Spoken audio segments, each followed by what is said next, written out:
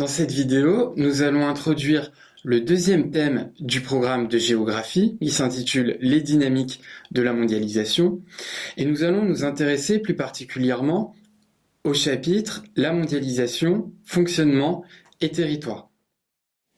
Comme tu peux t'en douter, ce thème est basé sur une notion centrale, la mondialisation, qui normalement doit être familière. Pourquoi? Puisque tu l'as déjà étudié, notamment au collège, et parce que la mondialisation est souvent mise en avant dans le débat public, que ce soit pour dénoncer ses méfaits, que pour souligner ses vertus, notamment son rôle dans la croissance mondiale, etc., etc. Il est donc primordial de bien maîtriser la définition de la mondialisation. Celle-ci désigne l'ensemble des processus qui relient les différentes parties du monde par l'intensification des flux. La mondialisation est un processus multidimensionnel et ceci est lié à la diversité des flux qui relient ces différentes régions du monde et qui les rendent interdépendantes.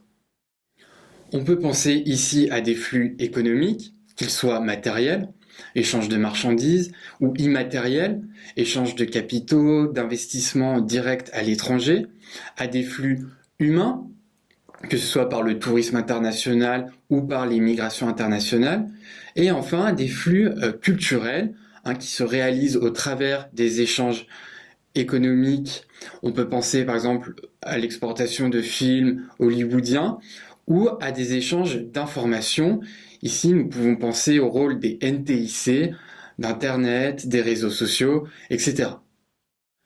Ensuite, il faut rappeler que la mondialisation est un processus ancien historiquement et que celui-ci s'est accéléré notamment au début des années 1990.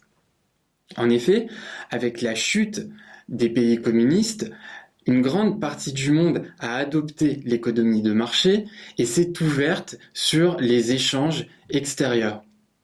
On peut ainsi entendre la mondialisation comme l'extension du capitalisme sur une échelle mondiale. La mondialisation a donc reconfiguré l'organisation de l'espace mondial. Autrement dit, elle a produit une nouvelle géographie du monde avec des territoires au cœur des échanges de la mondialisation. On peut penser ici aux métropoles, aux grandes façades maritimes, aux grandes régions industrielles des pays développés et des pays en développement, et avec des espaces qui sont un peu plus en marge. Soit dit en passant, il faudra être particulièrement attentif au changement d'échelle dans l'étude de ce thème, puisque l'on peut constater une intensité plus ou moins grande de la mondialisation en fonction des territoires. Par exemple, à l'échelle nationale, on peut constater que la mondialisation est plus intense, par exemple, dans les métropoles. Dans les sujets qui te seront demandés pour ce thème, que ce soit des compositions ou des analyses de documents, il sera important d'articuler les trois éléments qui participent des dynamiques de la mondialisation. Premièrement, la mondialisation est animée par des processus. On peut penser ici aux migrations internationales ou à des changements dans la façon de produire des marchandises à l'échelle du monde, comme la DIPP.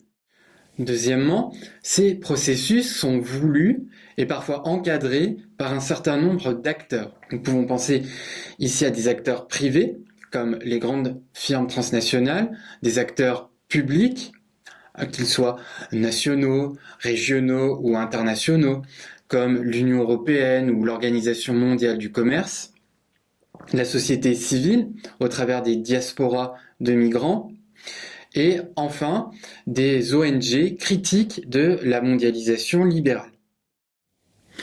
Troisièmement, ces processus qui ont été voulus par des acteurs se concrétisent par des flux.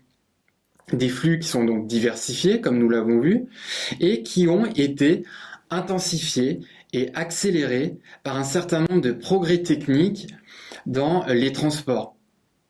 Vous avez sans doute déjà vu la conteneurisation, mais on peut aussi penser au rôle des nouvelles technologies de l'information et de la communication. Donc c'est l'ensemble de ces remarques qu'il faudra bien avoir en tête et qu'il faudra illustrer dans l'étude des chapitres qui concernent ta filière et que nous allons détailler dans les vidéos qui suivent.